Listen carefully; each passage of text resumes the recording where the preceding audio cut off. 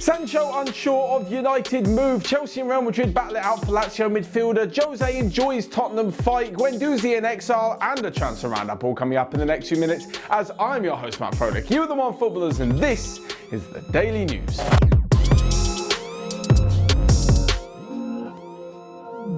So first off, apparently Jadon Sancho is rather unsure about his move to Manchester United. Now, this may not necessarily be true for the whole picture of moving to Manchester United, but there is one little thing which is potentially putting him off, and that, according to newspapers in Germany, is the fact that United may not be in the Champions League next season. They are in a pretty good position to overtake Leicester and maybe even challenge Chelsea as well and get into the top four, but things aren't certain just yet. With that said, it looks like Sancho may decide to stay at Dortmund for just one more year, but the line from the club is that they want things sorted sooner rather than later, and by sooner, I mean by the 10th of August. Now, the Bundesliga season has finished. Manchester United will finish the Premier League by the end of July, and they'll be in the Europa League come August. But Dortmund want by August the 10th either 120 million euros for Sancho, or they want no clubs to make any offers because they'll be preparing for the following season. This is something I kind of understand.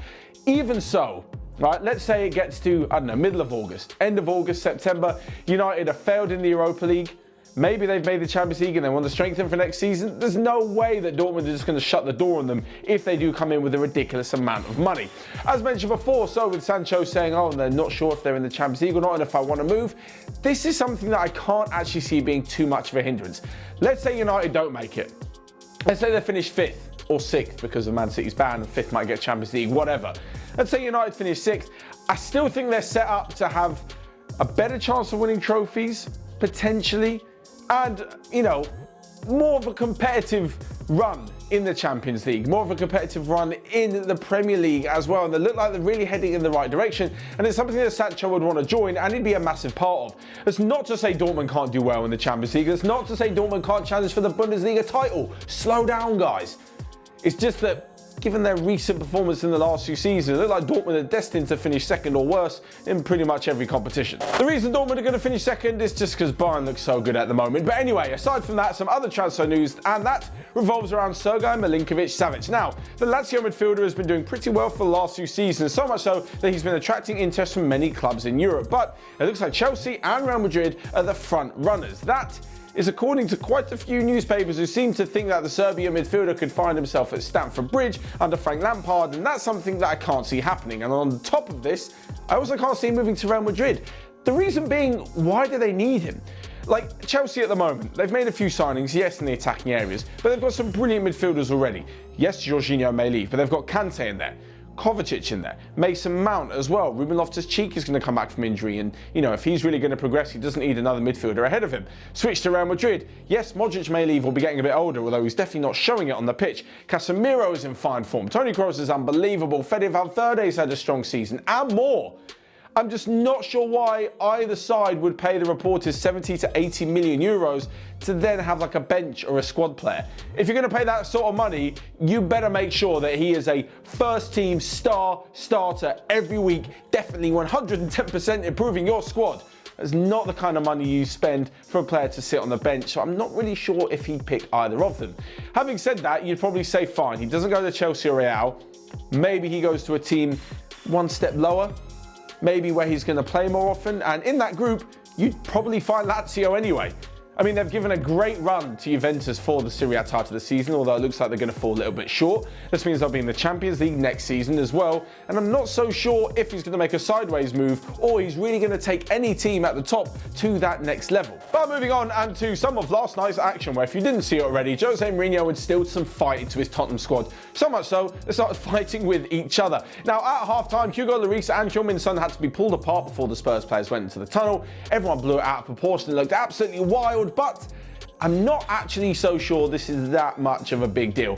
Lots of former pros and current pros are saying that this shit happens all the time in training, and yeah, they had a disagreement on the pitch, and it's something Hugo Lloris and Jose Mourinho completely downplayed in their post-match press conferences.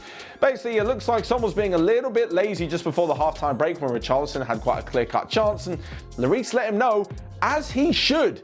He's the captain of this team. He should be bollocking absolutely everybody who doesn't work hard enough. And Mourinho says he'll take the blame because he asked the questions of the team after they lost to Sheffield United last week. He said a lot of the team need to grow up and that nice people don't really win anything.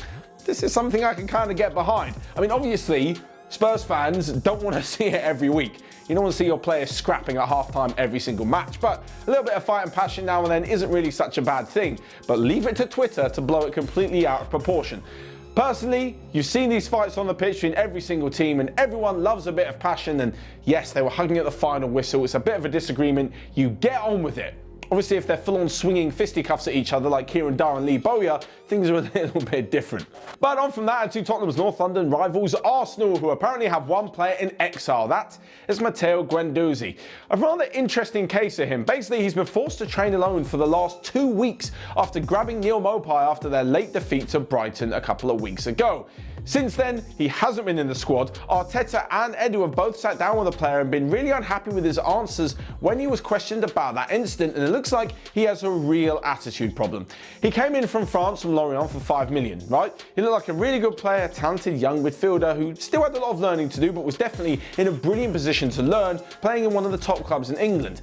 Then his attitude got a bit stinky. Apparently he was talking to Brighton players about how much they earn for some ridiculous reason, like it makes a difference when he was the one who was part of the team that lost on the pitch. And his attitude problems really shouldn't help his career, but for some reason, I think they're going to help him.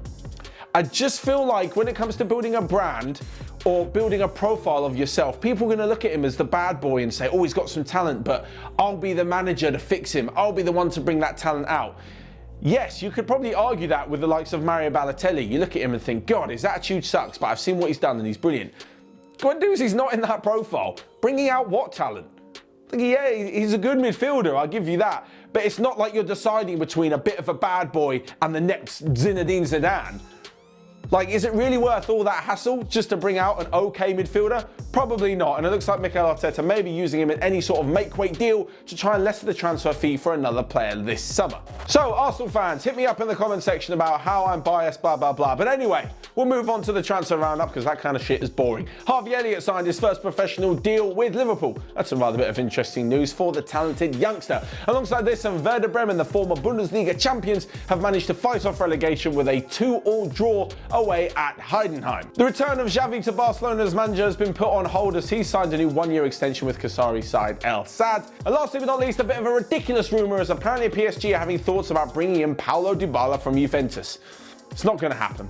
They'll have to pay a ridiculous amount of money and there's only going to be more arguments for the likes of Mbappe and Neymar. That one is nonsense. So that is all from me for today. Thanks so much for watching. Let me know your thoughts in the comment section down below on the transfer roundup and the rest of today's daily news. Whilst you're at it, you can smash the like button and click here or here to check out all of the other videos we've got going on Onefootball. But until next time, I'll see you guys later.